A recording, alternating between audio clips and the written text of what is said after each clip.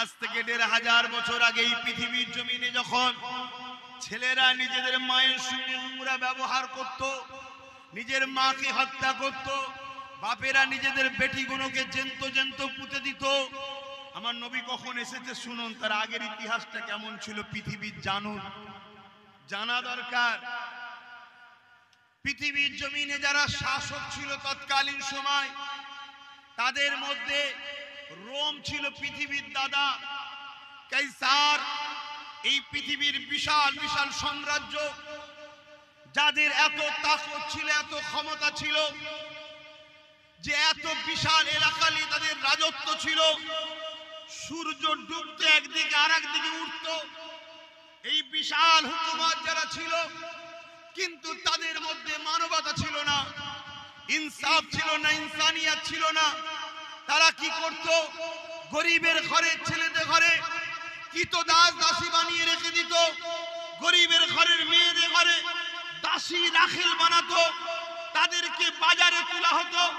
আলু পটল যেমন কিনতে পাওয়া যায়, গরিবের মেয়েদের ঘরেও তেমন কিনতে পাওয়া যেত।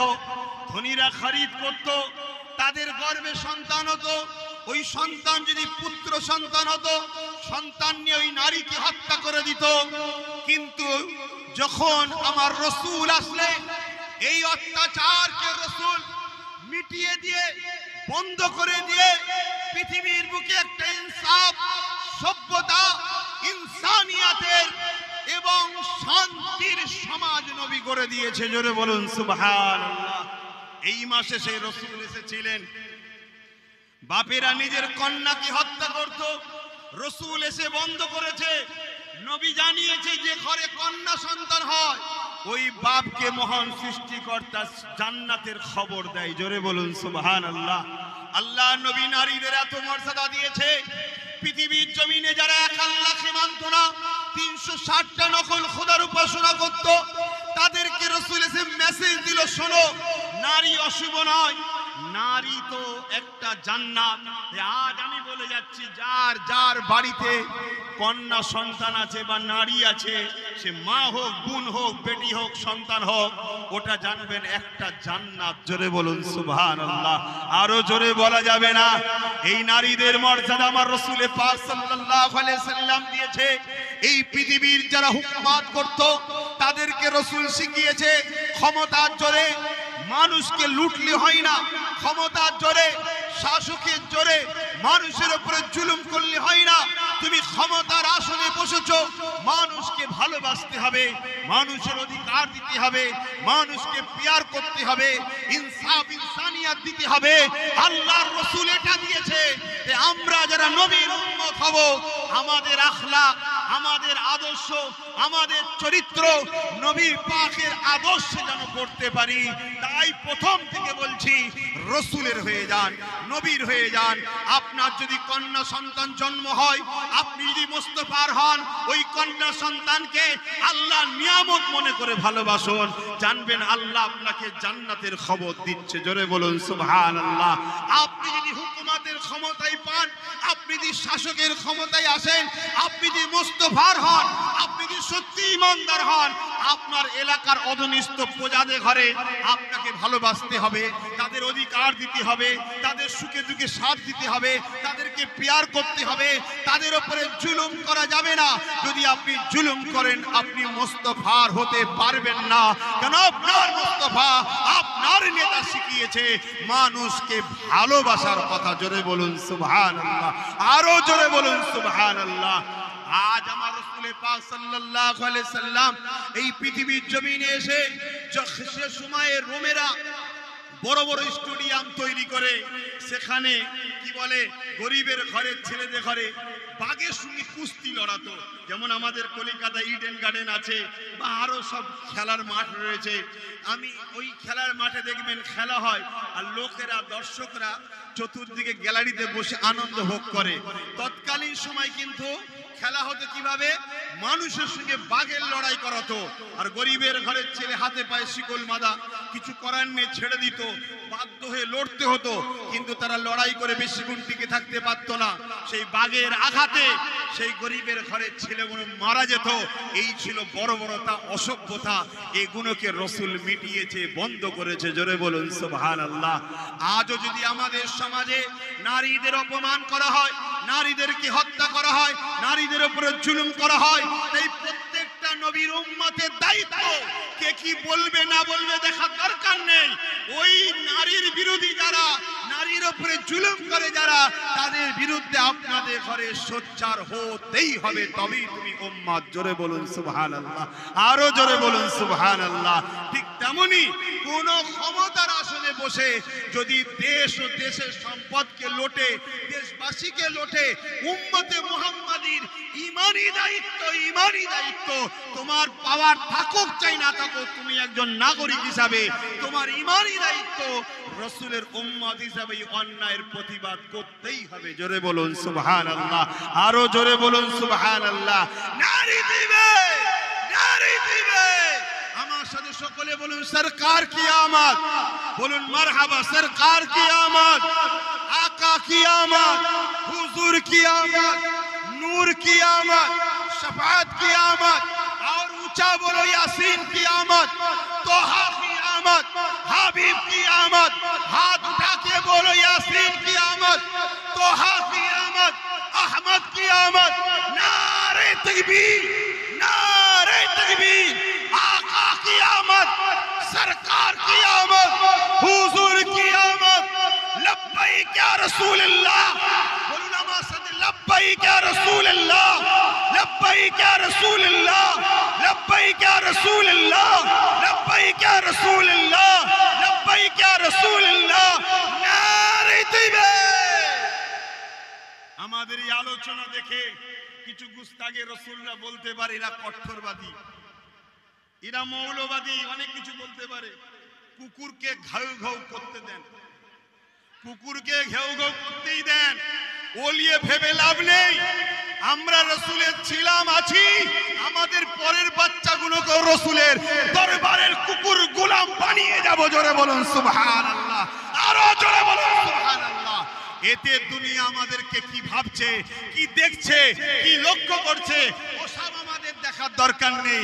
আমরা আমিনার লালকে নিয়েই বাঁচতে চাই, আমিনার লালের কদমেই থাকতে চাই। কেন আমিনার লালকেই আল্লাহ জান্নাতে যাবার এবং জান্নাতে উম্মতদের বান্দাদের নিয়ে যাবার ক্ষমতা দিয়েছে। জোরে বলুন সুবহানাল্লাহ, আরো জোরে বলুন সুবহানাল্লাহ।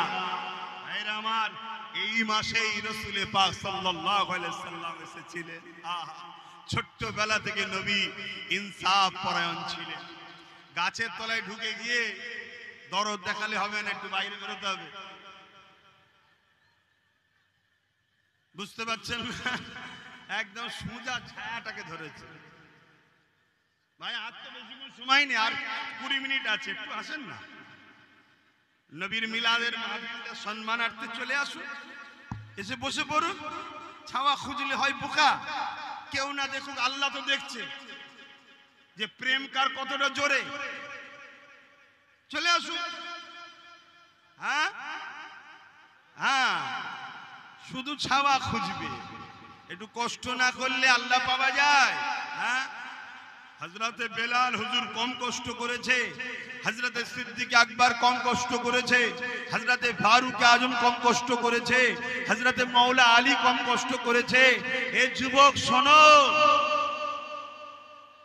হাকিকতে পাওয়ারের নাম হলো ঈমান। জোরে বলুন সুবহানাল্লাহ। শয়তানের পাওয়ার কিছুদিনের জন্য, শয়তানের পাওয়ার কিছুদিনের জন্য, আর ঈমানদারের পাওয়ার দুনিয়া থেকে চলে যাবার পর 70 গুণ আল্লাহ বাড়িয়ে দেয়। আরো জোরে বলুন সুবহানাল্লাহ। আহা, আম্মা জানাবে না বলেন, আমার বাচ্চা যখন দুনিয়ার জমিনে আগমন করলেন, তার আগে পৃথিবী জমিনটা এত অন্ধকার ছিল, এত কালো ছিল, যাকে জাহিলিয়াতের যুগ বলা হয়। নারীরা নিজেদের সতীত্বকে বাঁচাতে পারত না। তৎকালীন সময়ে ক্ষমতার আসনে যারা বসেছিল, তারা নারীগুলোকে নিজেদের ভোগের পাত্রী বানিয়ে দিয়েছিল। তারা তাদের দলের এমন করে যারা দলদাস হয়েছিল, তাদের জন্য ভোগের পাত্রী বানিয়ে দিয়েছিল। যুবকেরা নারীদেরকে মানুষ জুলুম করত, অত্যাচার করত, তাদের ইজ্জত আবরুকে লুটে নিত, তাদের উপরে জুলুম করে হত্যা করে দেয়া হতো। কোন ইনসাফ বলে বিচার বলে কিছু ছিল না। এমন একটা সময় ছিল আম্মা আমিনা বলতে লেগেছে আমার বাচ্চা দুনিয়া জমিনে আসবে। এই খবর যখন আমি পেলাম আমি আমিনা বড় খুশি হতে লাগলাম, আমি আমিনা বড় আনন্দ হতে লাগলাম। কেননা দুজাহানের সুলতানের মা যেমন হয়েছে ঠিক তেমনি পৃথিবীর জমিন থেকে অন্যায় অত্যাচার মিটে যাবে। আম্মা আমিনা বলতে লেগেছে আমার গর্ভে যখন আমার সন্তান ছিল আমার শরীর থেকে একটা খুশবু বাইর হতে লাগলো। আমার পরিবারের সদস্যরা আমাকে জানতে চাইলে ও মা আমিনা এই খুশবু কোথা থেকে পাও মা তুমি? আমি তাদেরকে বলেছিলাম এই খুশবু আমার নয়, এই খুশবু হলো আমার গর্ভে যে সন্তান আছে ওই মুহাম্মদ রাসূলের খুশবু। এ যুবকেরা তরুণেরা বাপেরা আম্মা আমিনারও বলতে লেগেছে আমার বাচ্চা দুনিয়া জমিনে এসেছিল। এই দুনিয়া আসার পর আমার রাসূলুল্লাহ সে কি ঘটেছে শোনে। পৃথিবীর জমিনে 1000 বছর ধরে একটা আগুনের কুণ্ডু জ্বলতে থাকতো। সর্দার যারা আগুনের উপাসনা করে ওই আগুনের কুণ্ডুটাকে তারা জ্বালিয়ে রেখেছিল। 1000 বছর ধরে একভাবে জ্বলছে। কি বর্ষা কি ঠান্ডা কি গ্রীষ্ম কোন সময়ের জন্য আগুনের কুণ্ডটাকে বন্ধ করতে দেয়নি। কিন্তু আমার রাসূলুল্লাহ যেদিন দুনিয়া জমিনে এসেছে ওই আগুনের কুণ্ডখানা দপ করে নিভিয়ে যায়। রাসূলের হও নবীর গোলামের মাকাম অনেক বড়। আল্লাহ টেস্ট নেবে পরীক্ষা নেবে আলাদা জিনিস, কিন্তু নবীর গোলামের মাকাম অনেক বড়। দুনিয়া আসল জায়গা নয়। কত এসেছে কত চলে গেছে আপনার বাড়িরই খোঁজ নেন না। প্রত্যেকে নিজের নিজের বাড়ি বাড়ি দেখুন না। আপনার আত্মীয় স্বজন পরিবারের মধ্যে অনেকেই তো চলে গেছে, গেছে না যায়নি। কাল আপনার পালা আসছে, আমার পালা আসছে, চলে যেতে হবে। কিন্তু কি নিয়ে যাচ্ছেন? রাসূলের গোলাম হয়ে না শয়তানের দাস হয়ে? একটু খেয়াল করুন। রাসূলের গোলাম হয়ে না শয়তানের দাসত্ব করে যাচ্ছেন, একটু খেয়াল করতে হবে। ঠিক না বে ঠিক গো?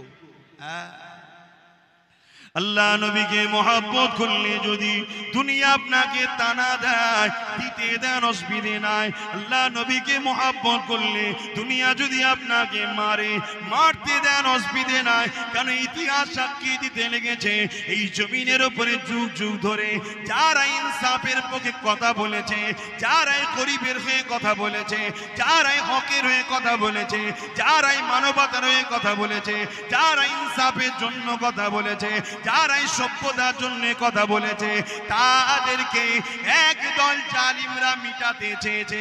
তার একটা ছোট্ট নমুনা আপনাকে বলে দিয়ে যায়। বাগদাদের জমিনে চেঙ্গিস খান বলে একটা রাজা ছিল, আপনারা সবাই জানেন, নাম শুনেছেন না? চেঙ্গিস খান হতভাগা বহুত বড় ক্ষমতাশালী রাজা ছিল।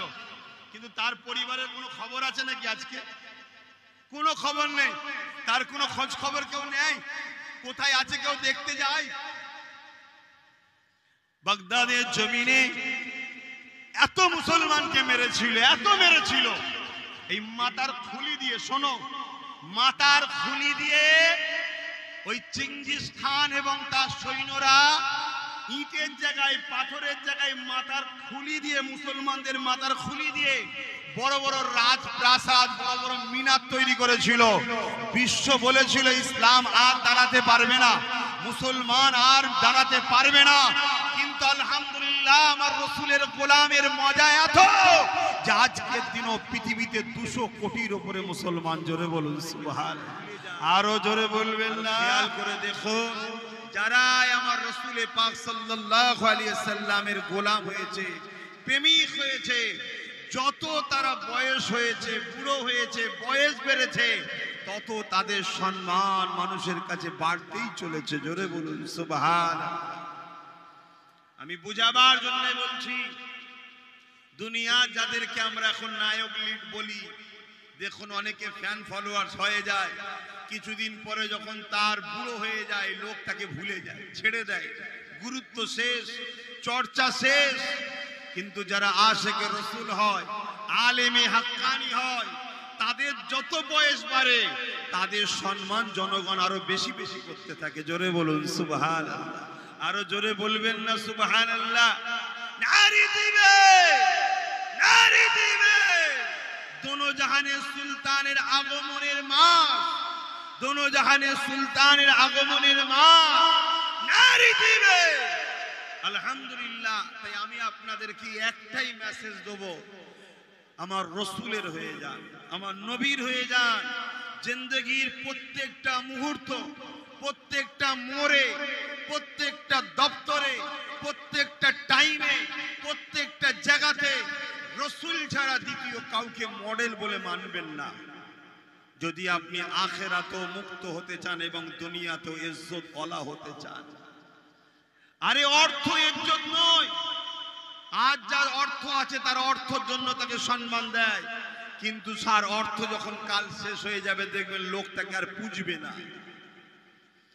কিন্তু আমার রাসূল পাক সাল্লাল্লাহু আলাইহি ওয়াসাল্লামের গোলাম বেলাল অর্থ ছিল না, কালো মানুষ ছিল, হাবশি দেশের মানুষ।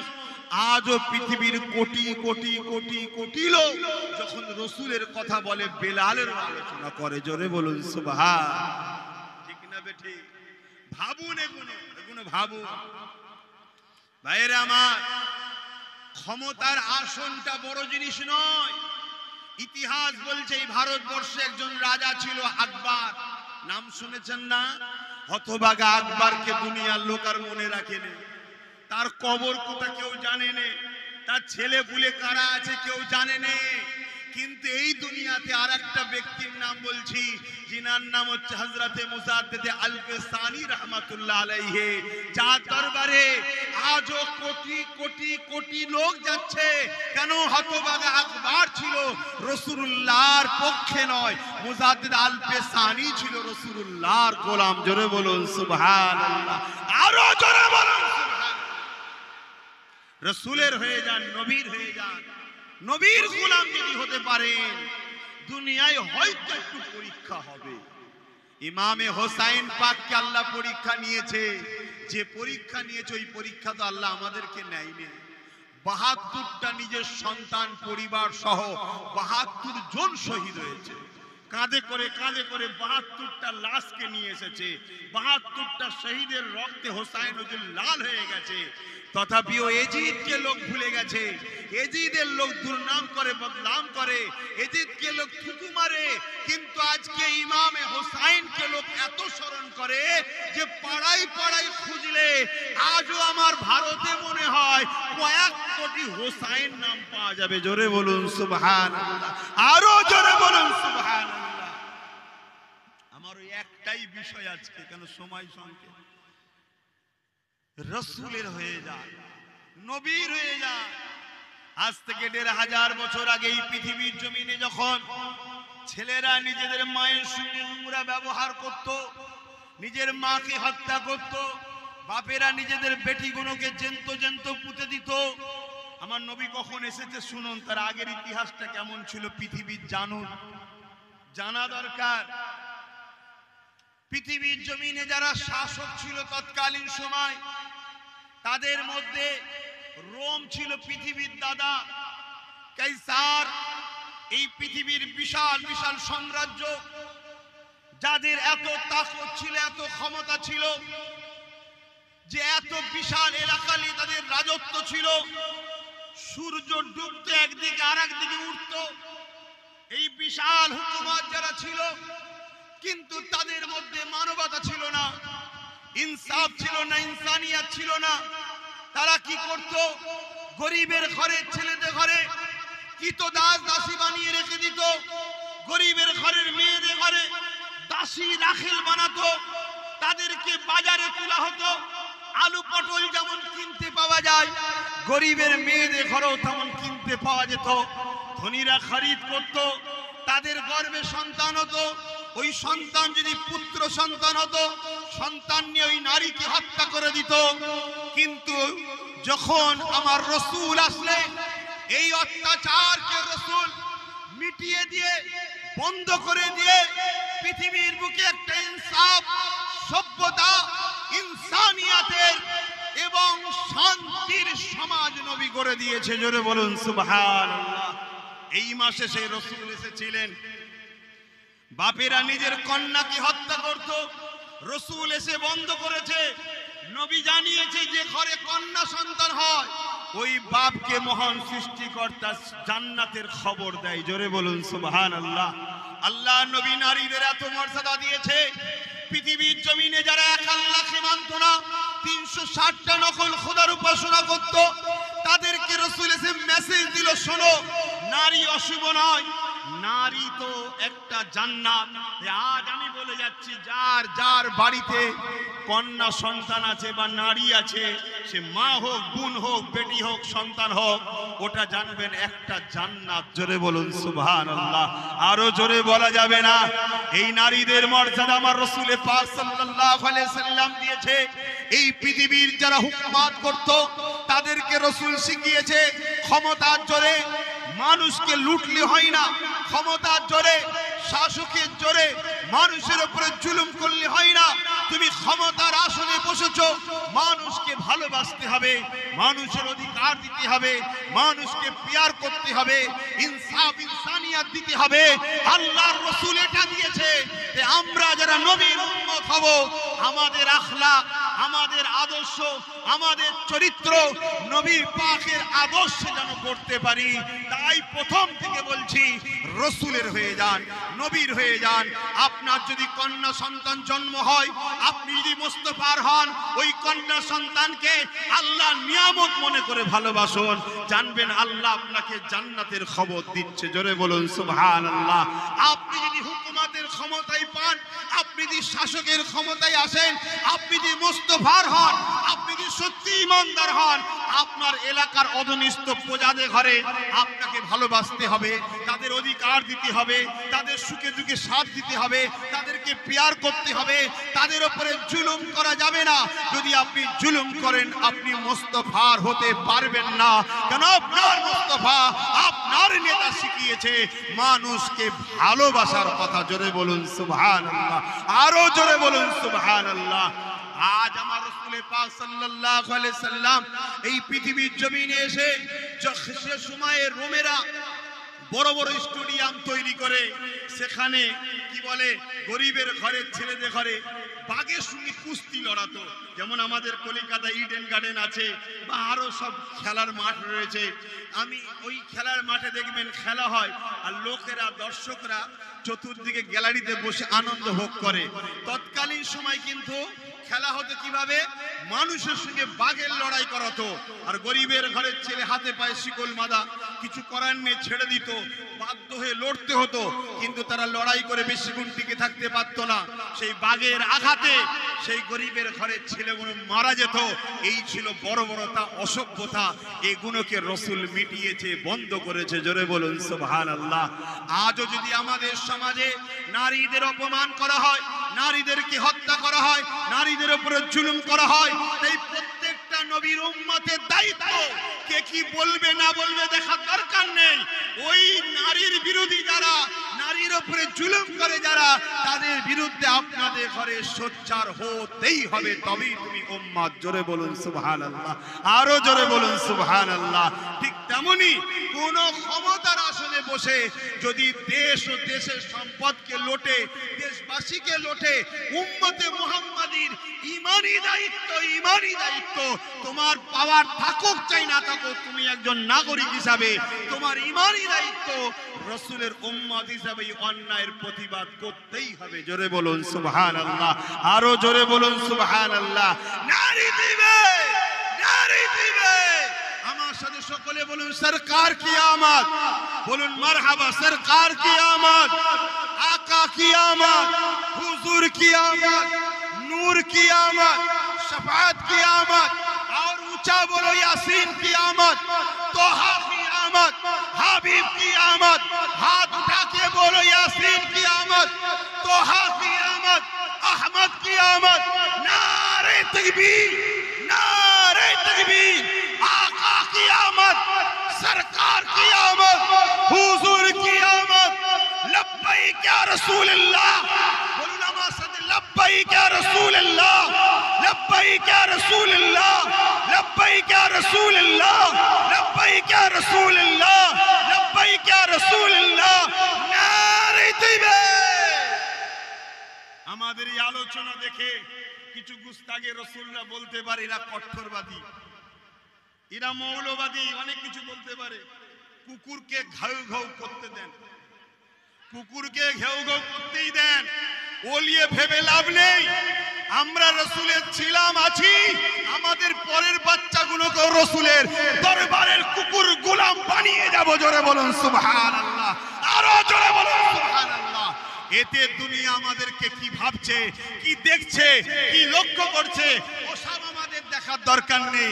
আমরা আমিনার লালকে নিয়েই বাঁচতে চাই, আমিনার লালের কদমেই থাকতে চাই। কেন আমিনার লালকেই আল্লাহ জান্নাতে যাবার এবং জান্নাতে উম্মতদের বান্দাদের নিয়ে যাবার ক্ষমতা দিয়েছে। জোরে বলুন সুবহানাল্লাহ, আরো জোরে বলুন সুবহানাল্লাহ। ভাইরা আমার, এই মাসেই রাসূল পাক সাল্লাল্লাহু আলাইহি সাল্লাম এসেছিলেন। ছোট্টবেলা থেকে নবী ইনসাফ পরায়ণ ছিলেন। গাছের তলায় ঢুকে গিয়ে দরদ দেখালে হবে না, একটু বাইরে বেরোতে হবে। বুঝতে পারছেন না? একদম সোজা ছায়াটাকে ধরেছে। ভাই আর তো বেশি সময় নেই, আর 20 মিনিট আছে, একটু আসেন না। নবীর মিলাদের মাহফিলে সম্মানার্থে চলে আসুন, এসে বসে পড়ুন। ছাওয়া খুঁজলে হয় বোকা, কেউ না দেখুক, আল্লাহ তো দেখছে যে প্রেম কার কতটা জোরে। চলে আসুন। হ্যাঁ হ্যাঁ, শুধু ছাওয়া খুঁজবে, একটু কষ্ট না করলে আল্লাহ পাওয়া যায়?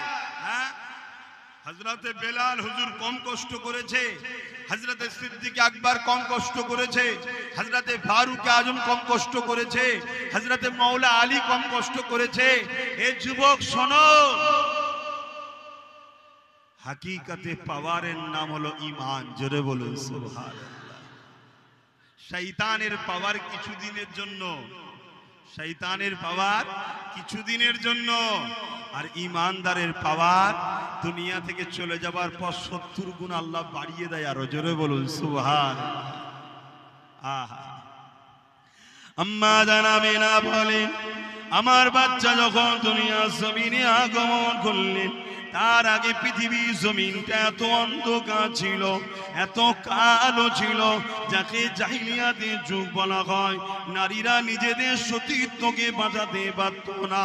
তৎকালীন সময় ক্ষমতার আসনে যারা বসেছিল, তারা নারীগুলোকে নিজেদের ভোগের পাত্রী বানিয়ে দিয়েছিল। তারা তাদের দলের এমন করে যারা দলদাস হয়েছিল, তাদের জন্য ভোগের পাত্রী বানিয়ে দিয়েছিল। এ যুবকেরা নারীদেরকে মানুষ জুলুম করত, অত্যাচার করত, তাদের ইজ্জত আবরুকে লুটে নিত, তাদের উপরে জুলুম করে হত্যা করে দেয়া হতো। কোনো ইনসাফ বলে, বিচার বলে কিছু ছিল না। এমন একটা সময় ছিল, আম্মা আমিনা বলতে লেগেছে, আমার বাচ্চা দুনিয়া জমিনে আসবে। এই খবর যখন আমি পেলাম, আমি আমিনা বড় খুশি হতে লাগলাম, আমি আমিনা বড় আনন্দ হতে লাগলাম। কেননা দুজাহানের সুলতানের মা যেমন হয়েছে, ঠিক তেমনি পৃথিবীর জমিন থেকে অন্যায় অত্যাচার মিটে যাবে।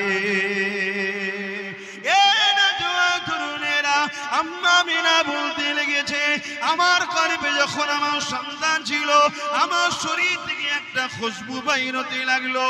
আমার পরিবারের সদস্যরা আমাকে জানতে চাইলে, ও মা আমিনা, এ খুশবু কোথা থেকে পাও মা তুমি? আমি তাদেরকে বলেছিলাম, এ খুশবু আমার নয়, এ খুশবু হলো আমার গর্ভে যে সন্তান আছে, ওই মুহাম্মদ রাসূলের খুশবু। এ যুবকেরা, তরুণেরা, বাপেরা, আম্মা আমিনারও বলতে লেগেছে, আমার বাচ্চা দুনিয়া জমিনে এসেছিল, এই দুনিয়া আসার পর আমার রাসূলুল্লাহ সে কি ঘটেছে শোনে। পৃথিবীর জমিনে 1000 বছর ধরে একটা আগুনের কুণ্ডু জ্বলতে থাকতো। অর্থাৎ যারা আগুনের উপাসনা করে ওই আগুনের কুণ্ডুটাকে তারা জ্বালিয়ে রেখেছিল। 1000 বছর ধরে একভাবে জ্বলছে। কি বর্ষা, কি ঠান্ডা, কি গ্রীষ্ম, কোন সময়ের জন্য আগুনের কুণ্ডটাকে বন্ধ করতে দেয়নি। কিন্তু আমার রাসূলুল্লাহ যেদিন দুনিয়া জমিনে এসেছে ওই আগুনের কুণ্ডখানা দপ করে নিভিয়ে যায়। রাসূলের হক, নবীর গোলামের মাকাম অনেক বড়। আল্লাহ টেস্ট নেবে, পরীক্ষা নেবে, আলাদা জিনিস, কিন্তু নবীর গোলামের মাকাম অনেক বড়। দুনিয়া আসল জায়গা নয়।